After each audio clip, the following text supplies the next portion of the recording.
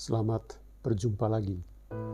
Pada kesempatan ini, saya Pater Felix sebagai SVD dari Seminari Tinggi Santo Paulus Ledelero, saya ingin berbicara kepada saudara-saudari refleksi filosofis tentang makna hidup.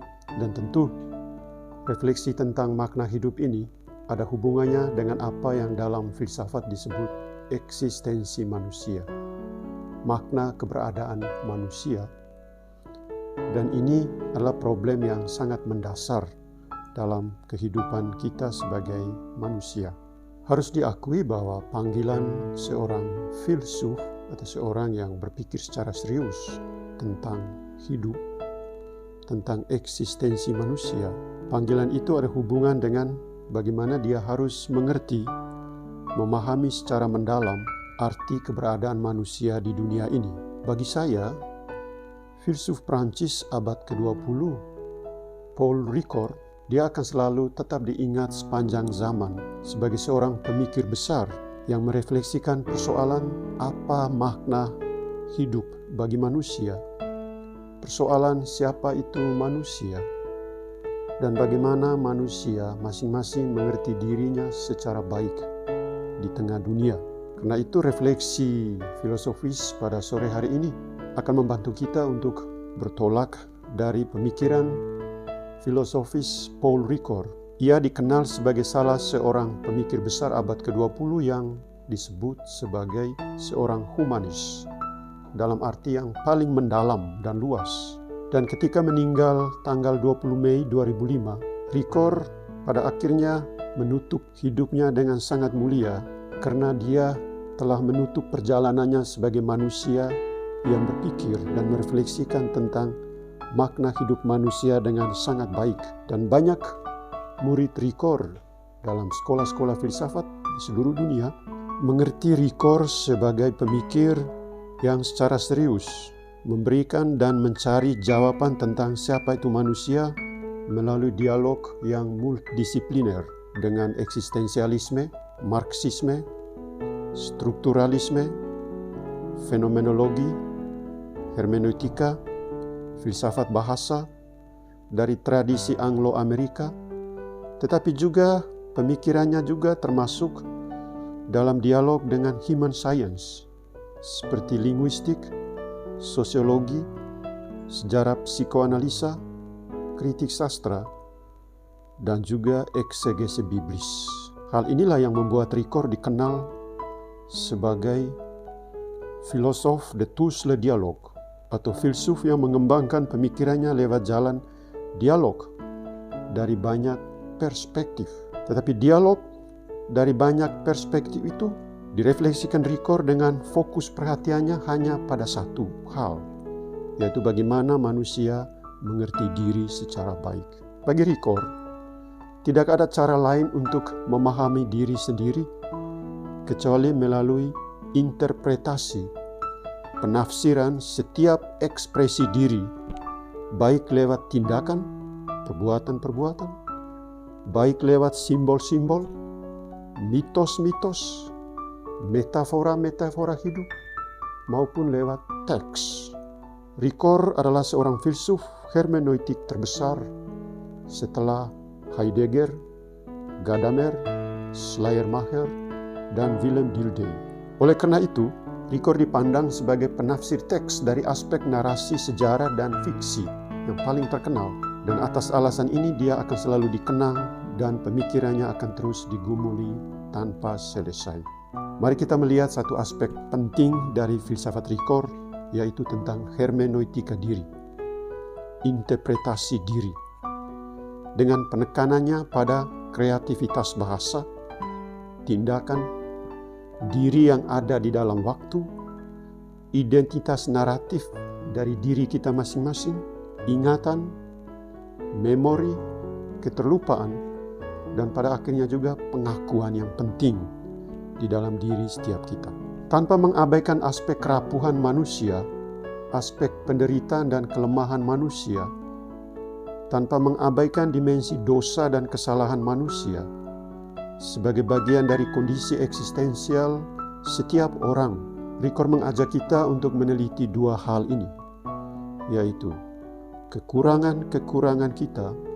Aspek yang kedua, kesanggupan-kesanggupan kita.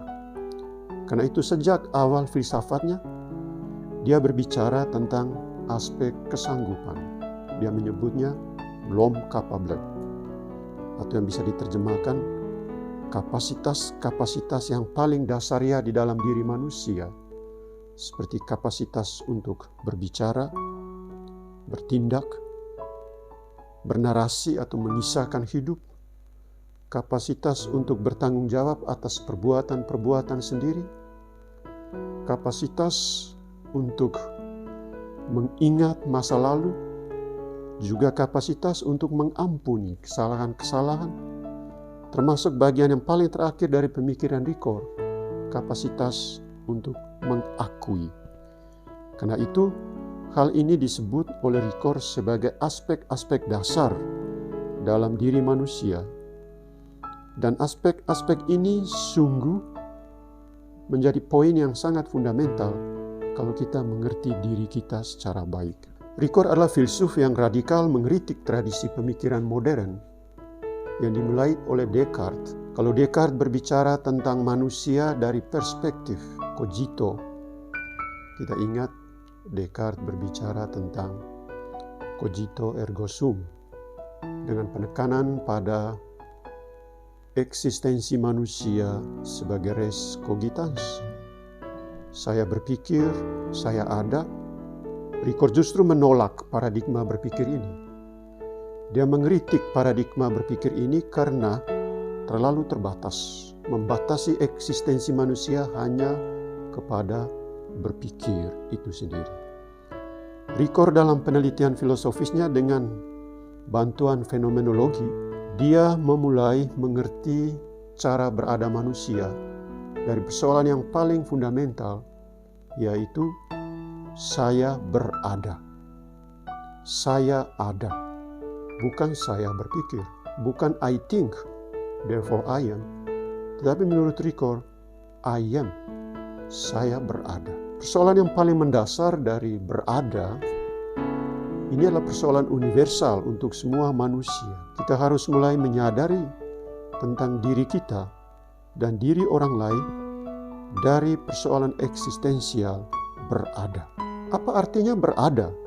Dan apa yang paling fundamental dalam keberadaan setiap orang?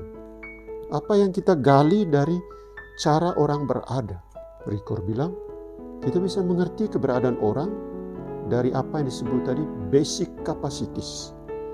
Kapasitas-kapasitas dasar yang ada di dalam diri setiap manusia, yaitu kesanggupan berbicara, kesanggupan bertindak, kesanggupan membuat narasi, kesanggupan mempertanggungjawabkan seluruh dirinya secara moral, kesanggupan mengingat, kesanggupan melupakan, kesanggupan untuk mengakui. Ini adalah kapasitas dasar yang harus kita mengerti secara baik ketika kita mengerti apa yang disebut berada itu sendiri. Namun, hal ini tidak cukup. Dalam keseluruhan refleksi filosofisnya, Ricoeur membawa kita ke dalam teori hermeneutika. Hermeneutika yang dimaksudkan Ricoeur, pengertiannya yang paling fundamental menurut Ricoeur, yaitu kalau saya mengutip pernyataan Ricoeur sendiri, hermeneutika berarti menjelaskan lebih untuk mengerti lebih banyak.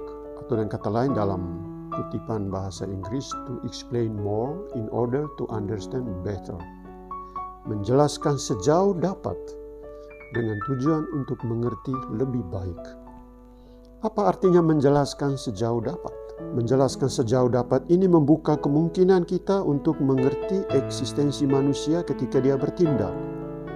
Konteks, situasi, keadaan di mana dia melakukan tindakan itu.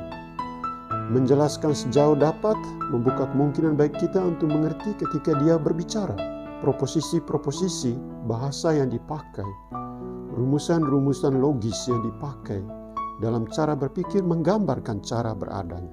Menjelaskan sejauh dapat ada hubungan ketika kita mengerti atau mendengar narasi, kisah hidup seseorang.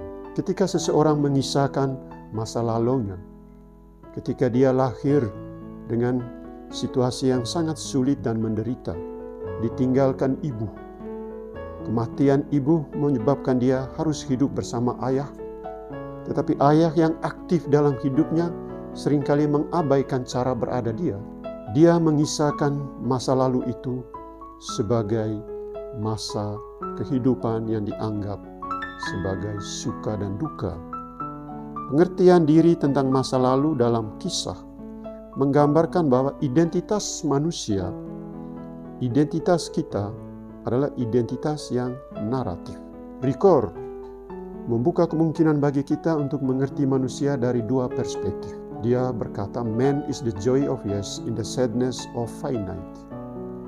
Manusia adalah sukacita atas kebebasannya, tetapi sukacita atas kebebasannya itu selalu terjadi di dalam kesedihan atas keterbatasan-keterbatasan dirinya. Artinya dalam diri kita, dalam kehidupan kita sebagai manusia, kita perlu menyadari tensi, tegangan yang selalu terjadi di dalam hidup kita, yaitu tensi antara kebebasan, Ricord bilang voluntary, dan tensi antara keterbatasan, Ricord bilang involuntary atau determinisme. Tegangan ini terjadi di dalam diri kita sampai kapanpun, antara keinginan kerinduan dengan keterbatasan-keterbatasan di dalam diri, di dalam tubuh kita. Tensi ini tidak bisa kita hindari. Kita hanya bisa menghadapinya dengan kesadaran yang baik. Kesadaran itu ketika kita memiliki keyakinan yang paling mendasar, yang menurut Ricord, ketika dia membaca Aristoteles, konsep tentang hidup baik, dia menjadikan itu sebagai refleksi filosofisnya tentang eksistensi manusia. Bahwa titik start bagi setiap manusia siapapun, dia harus memulai dengan kesadaran kerinduan akan hidup baik. Dalam konteks itu, Ricord berbicara tentang apa yang disebut sekelumit etik atau le petit etik, yaitu hidup baik bersama dengan dan untuk yang lain dalam institusi-institusi yang adil. Artinya, kita mengerti diri kita, cita-cita dan kerinduan kita tentang hidup baik sebagai suatu keyakinan yang paling fundamental di dalam diri kita.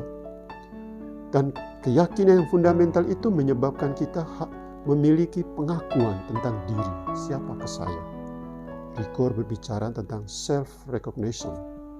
Tapi hidup baik dan keyakinan diri ini, pengakuan diri ini, merupakan dasar yang membuka kemungkinan bagi kita untuk melihat aspek sosial, relasi dengan orang lain.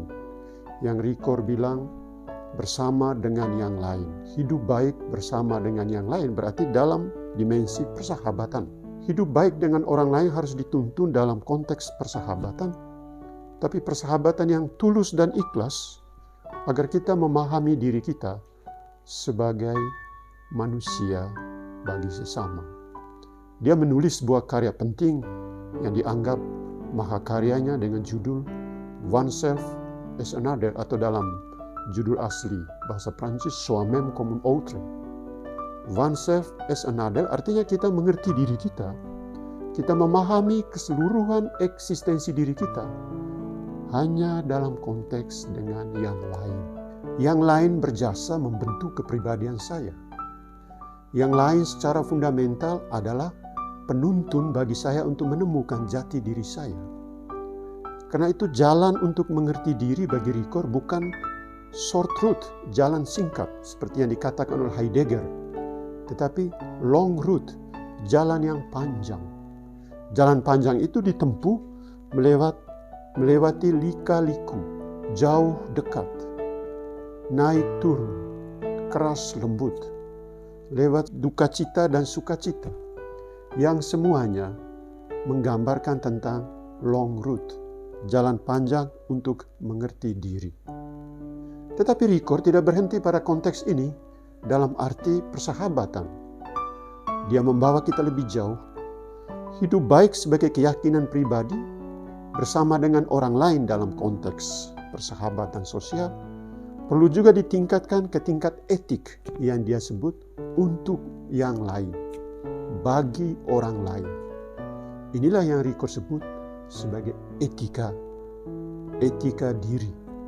Etika diri dimengerti hanya konteks kalau saya menyadari diri saya itu bagi yang lain, untuk yang lain. Tetapi dalam terang politik, dalam terang relasi sosial yang lebih luas, etika politik ini, etika diri ini akan membawa kita kepada institusi-institusi yang adil.